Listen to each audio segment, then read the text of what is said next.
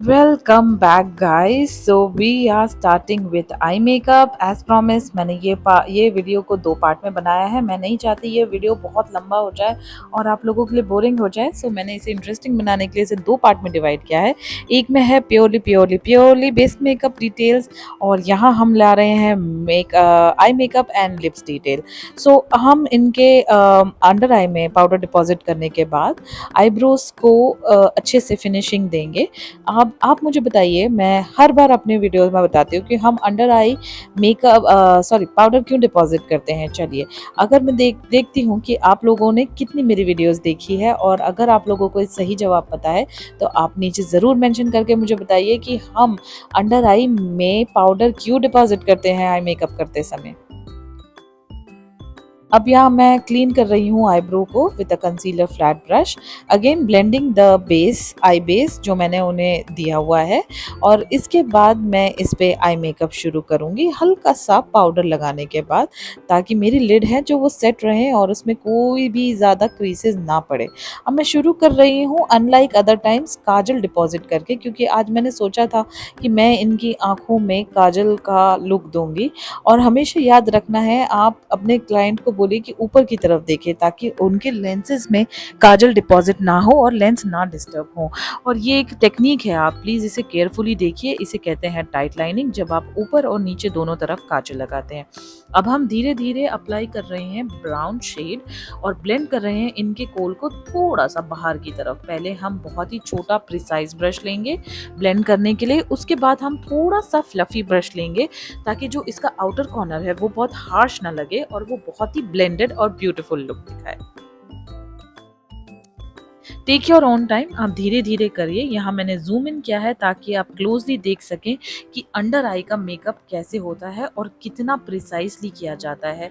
काफ़ी सारे different brushes use करते हैं लोग अपने कंफर्ट के अकॉर्डिंग, बट आपको हमेशा याद रखना है, आप जब भी अंडर आई मेकअप करें और आई शेडो से वर्क करें, आपको छोटे ब्रशेस यूज़ करने हैं और उस पर से एक्सेस पाउडर टैप ऑफ कर देना है। अगर आप ये नहीं करते हैं तो आपकी आंखों में कंटिन्यूस आई शेडो का डस्ट ऑफ होगा और डस्ट जाएगा, जिसकी वजह से आपकी वो आंखें वाटरी हो सकती है और कंटिन्यूस वाटर आने की वजह से ना आपकी लैशेस चिपकेंगी, ना आपका काजल टिकेगा और ना ही आपका आई मेकअप टिकेगा।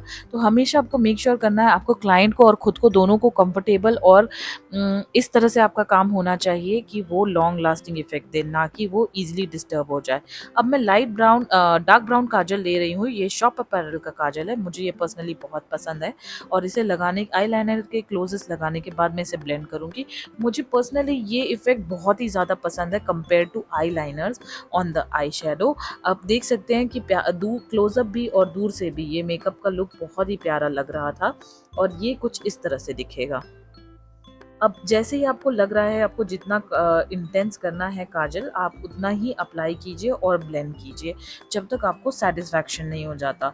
अब मैंने आउटर कॉर्नर को ब्लेंड किया था पहले लाइट न्यूट्रल कलर से, अब मैं उन्हें डार्क कर रही हूँ। हमेशा जो मेरा मेकअप करने का टेक्निक है, जिसमें जो आई मेकअप होता है स्पेसिफिकली, मैं हमेशा पीछे से शुरू करती हूँ।